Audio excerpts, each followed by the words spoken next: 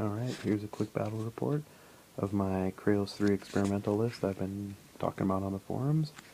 This is a quick shot of my deployment zone. I've got my bastion set up with the Seneschal marshalling a Vanquisher, Aeon on hold, some daughters AD to head. On the other side I've got Kreoss between the Guardian and the Vanquisher there, some racks standard triangle deployment, Guardian right next to Kreoss for some arcing fun, freebooter, Sam and the Devil Dogs with an attendant priest holding down that flank. My opponent is playing a Chromac list. You can see he's got a min unit of blood trackers with Nuala. He's kind of set up everything central to the zone. We're doing the I can't remember what it's called, but the 3 objectives, 1 in the zone enemy to everyone, 1 friendly to each of you, 1 point for each objective you destroy, and then of course controlling the zone. He's got the white mane Ravagers and Chieftain coming over here on his far flank, and then his trio of beasts, which is Getorix, Feral, Gorax, and then the Stalker over there by the forest. We'll head over to my turn 1. Not much here. You can see he has prayed the daughters for the blood trackers. Daughters run up, I leave a couple in sacrificial charge range, and the rest kind of spread out in the back for some countercharging. I put Holy Ward on them with Kreoss. The Bastions ran up and staggered out a little bit. The Seneschal went up behind the Bastion line. Aeon and Holt walked up behind them also and stealthed. Got the Vanquisher ran up his 8. The Guardian ran up his 8. Kreoss diddled around in the back, tossed out his Holy Ward, and camped a bunch after pulling off the back rack, which didn't explode. The Hierophant came up and made it cheap, so I'm camping a ton, no death here. Freebooter ran forward 10, Devil Dogs kind of spread out on the flank side over there with him. You can see they're right over there. Getting ready to kind of go around the wall and see what we can do to hold that flank. Alright, pretty boring turn 1. Turn 1 for Dave here. You can see he's got everything set up. The blood tracker's getting ready to come in on my daughters. And the Ravagers are getting ready to make a run for them also. There is the blood trackers came in, cleared out 2 of the daughters. The others, Nuala and a couple took 1 out, and then the one on the central right there survived with some bad rolls on his part. The Ravagers came in, cleared out another daughter, so they're taking their command test. I got 3 of them left at this point, and the Stalker went into the woods there, and you can see the rest of his beasts kind of positioned up. Getorix kind of towing up to the edge of the zone. Feral, Gorax kind of hanging in the back. Wilder camping the wall, and Chromac just chilling out because he doesn't have any focus camped at the moment. We'll move on to my turn 2 where things get a little more exciting here. Turn 2, can't really see it. I ran the Guardian up and force hammered through him onto Getorix, keeping him just outside Chromac's 14-inch bestial range, which he had up. So slammed Getorix into the wall, knocked him out of the zone, put about 10 damage onto him with the force hammer slam, so that was really good. Ran up some Devil Dogs to kind of block off some charge lanes for Getorix when he stood up, but couldn't quite get enough where I wanted him to. Couldn't quite get the charge lane blocked off to my Guardian. Freebooter position to come back in and take out the Getorix if he takes down the Guardian. And over on the far side, my daughters killed off a bunch of blood trackers. Bastions charged in, killed off some more. And one of the Ravagers, I believe. Not much else. The Vanquisher, you can't really see it. I missed it. Kind of came up centrally, did his thing. Killed a few of the blood trackers, lit a bunch on fire with his initial and an ancillary. So took out 2 blood trackers, I believe, making him force a command check this turn because he's down to his 3. And he failed that, so they're going to diddle around next turn for him and do nothing, which was pretty awesome. We're going to start the peace trade here on Dave's second turn. Daughters get mowed down to just the last one there. The Ravagers charge in on the Bastion's not really killing any. I spread around the wounds. He's got Inviolable Resolve on.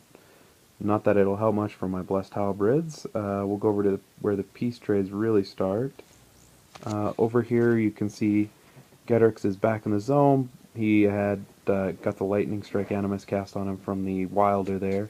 Came up, wrecked my Guardian, and Lightning Strike back to kind of stay safe from the Devil Dogs. The Feral came up and through some bad rolls, only killed off one of the Bastions, leaving most of the unit around. Couldn't quite get to the Vanquisher and kind of got left himself hanging out there. So not too good for this next turn coming up, as I'll show you.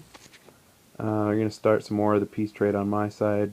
Bastions and Ravagers kind of go at it some more. Previous turn he had moved in a Ravager on, let's see, over near the Bastion Seneschal, and a defensive strike had actually taken one out. So leaving a gap here, the one daughter charged in on the Flaming Gorax and whiffed both attacks, no damage there.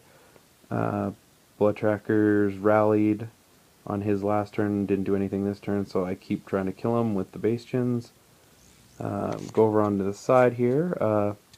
You can see that wreck marker for my Guardian. Sam and the Devil Dogs went up, and after another Force Hammer slamming Gedrix back into the wall again from Kreoss. This time a Ride by Direct cast with the Hierophant's bonus buff. Chromac didn't have Bestial up, but I thought he did, so I played it safe, stayed out of his 14.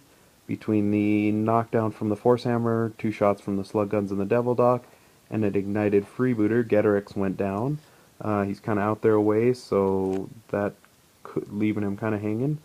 The Vanquisher went up, and between his initials, harm from Aeona and Holt, and a couple shots from Holt, and a bot attack with the Jack Marshall bonus from the Sentinel, managed to, and then the Devil Dogs themselves going in again, and you can see the guy over on the central right next to the objective went in and actually knocked him down with a net first. And then the guy with the slug gun then came in. So between all those guys, managed to take out the Feral. So that was good. Two of his heavies for one of mine. We can go on to his next turn here. He's trying to attrition out the Bastions, and it's a attrition war with the Ravagers. The one blood tracker left, and kills off most of the Bastions with some really good really hard hitting rolls from those Ravagers. There's still quite a few left in the unit. Seneschal's kind of hanging out by himself now. Chromac moved up a little to throw Lightning Strike on the Stalker, I believe, who, as you can see in here, charges over the wreck marker of the let's see, who killed... I can't remember who ended up killing that freebooter. I believe... I'm trying to remember who killed the freebooter. Might have missed a picture in there. For the freebooter dying, I believe... Oh, I remember what it is. The...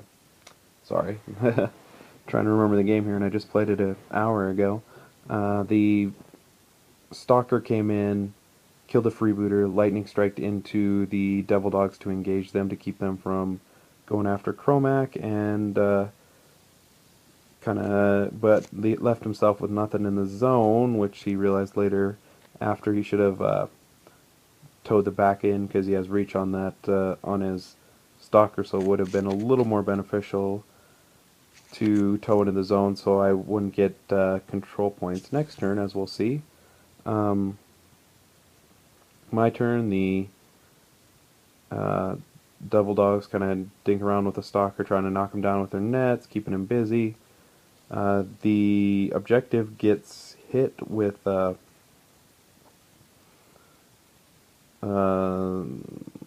Aeon and Holt, curse it, or kiss it, put a couple shots in, the Vanquisher walks up, melees it down with his shots, gets an ancillary, finishes it off. The Devil Dogs again come over, one of them knocking down one of the Ravagers, and then they get finished off between the bastions, slug guns, shots, not more of the devil dogs finishing off the ravagers. Bastion Seneschal charges another ravager, finishes him off. Almost all the ravagers are cleared out. I still got one bastion, one Seneschal, and Aeona and Holt, and I get Kreoss' toe just in the zone after he went and arced a crevasse to kill one blood tracker and ride by it up to get within 5 of a blood tracker, crevassed, and then killed both of them with that this turn. So cleared out the blood trackers, scored my 1 command point for killing the objective and 2 for dominating the zone. He's not got much left on pieces at this point in time. He puts the lightning strike animus back on to the stalker. The stalker whiffs so many rolls it's not even funny, and one devil dog still lives. He's engaged by the devil dog and the attendant priest there, who's being subbed in by Rovin this turn, or this game, because I couldn't find my attendant priest. Kromak goes all crazy and attempts to down my Vanquisher, and fails miserably with some horrible rolls, even with his feet, and leaving him in the zone with the Vanquisher. Even though all his arms are taken out, he still has movement and Cortex, not that it matters for the Bastion Seneschal, who's still diddling around over there. One of his Ravagers, you can't really see it, the one over here you can see on that far right, charges in and finishes off Aeona, but fails with the Corpse Token to an Abad attack to kill Holt. So Holt's still hanging out around there, but with Kromak hanging in the wind, it's time for Kreoss to come in and finish the action. Vanquisher walks off to the side, not blocking any charge lanes. Devil Dog over there actually just nets Kromak and knocks him down, and it's game over between Kreoss, Bastion. He's knocked down. Even the Vanquisher's gonna hit Dice Plus. Game over. But well fought game, really fun. Got to arc those spells with Kreoss, which was, as my friend said, super annoying between the knockdowns from the Devil Dog nets, the arced Force Hammers from Kreoss, the crevasse. Definitely was controlling the board and where his pieces were going to be. Using the sprinting Lightning Strike Animus was definitely helping him try and recover where his pieces were, but most of the game I had him push back to his deploy zone or knock down, using those extra focus to, or extra fury to kind of stop, shake-offs, kind of having to waste some of his fury management there, and then, last-ditch effort with Kromak to try and get in and do something in the zone. He knew it was downhill from there, so it was just like, I'm going to kill your Vanquisher, and somehow didn't with a fully feated Kromak. So that's the break sometimes, but hope you guys enjoy the battle report. Hope you enjoy seeing Kreoss as a control spell slinger, and we'll see how things turn out in the future. I might do a few more tweaks to the list. I might bump the Devil Dogs up to a max. I don't know yet. I'm going to have to really look at things. One of my friends was telling me I should drop in a Buccaneer and a Freebooter, but that seems a little too expensive, especially with Kreoss mostly just throwing out the Force Hammers himself for the knockdown. Don't really need anything else. So we'll keep tweaking this list. I think there's some definite possibilities with Kreoss using his control abilities early on to keep your opponent unbalanced, and then he's a monster himself late game. I don't see, so you can just kind of keep that threat there, and once the attrition war is going either your way or Kreoss can come in and out the job real easy. Alright, and hopefully I'll get another game in next week, maybe with a few tweaks to the list. I'll be posting this up very shortly, either tonight, probably tomorrow, most likely. So we'll have this up for Thursday.